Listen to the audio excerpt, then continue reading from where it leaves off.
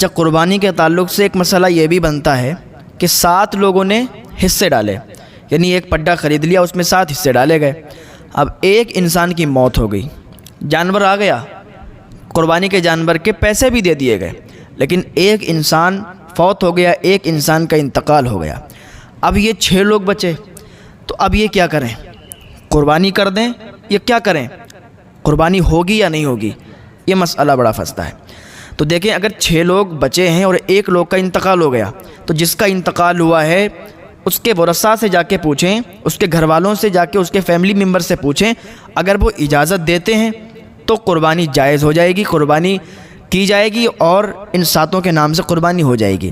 لیکن اگر 6 لوگوں نے چاہا کہ اس کے گھر سے اجازت نہ لیں اور خود ایسے ہی قربان کر دیں جانور، تو کسی کی بھی قربانی نہیں ہوگی۔ اچھا، ایک جانور میں 7 لوگ شریک تھے، 6 مومن ہیں اور 1 کافر ہے، تو اس حالت میں کیا قربانی ہو جائے گی؟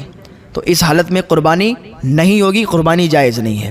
اگر قربانی کر دی تو کسی کو بھی ثواب نہیں حاصل ہوگا، بس گوشت حاصل کر لینا، گوشت حاصل ہو جائے گا، ثواب نہیں حاصل ہوگا۔ اچھا، 7 لوگ تھے، ایک انسان کی اس میں خواہش یہ تھی، تمنا یہ تھی کہ گوشت مجھے حاصل ہو جائے، ایک آدمی کی تمنا گوشت حاصل کرنے کی تھی، قربانی کی نہیں تھی، تو ان 7 کی قربانی نہیں ہوگی۔ ذبح کرنے سے پہلے چھری کو خوب تیز کر لیا جائے، جب خوب تیز چھری ہو جائے پھر جانور کو ذبح کیا جائے، اور جب تک اس کی روح نہ نکل جائے، اس کی جان نہ نکل جائے، جب تک اس پر چھری نہ لگائیں، یعنی جب تک اس کی روح نہ نکل جائے، جب تک اس کے ہاتھ پاؤں نہ کاٹیں، یعنی اس کا چمڑا وغیرہ نہ اتاریں، یعنی اس کی روح مکمل طریقے سے نکل جائے، اطمینان ہو جائے کہ اب اس کی روح نکل چکی ہے، پھر اپنا کام کریں آپ۔ اگر آپ اچھی طریقے سے جانور ذبح کرنا چاہتے ہیں تو آپ اپنے ہی ہاتھوں سے جانور کو ذبح کریں، اور اگر آپ نہیں ذبح کرنا جانتے ہیں تو آپ کسی اور کو حکم دے دیں، وہ جانور کو ذبح کر لے۔ تو اس طریقے سے بھی آپ کر سکتے ہیں۔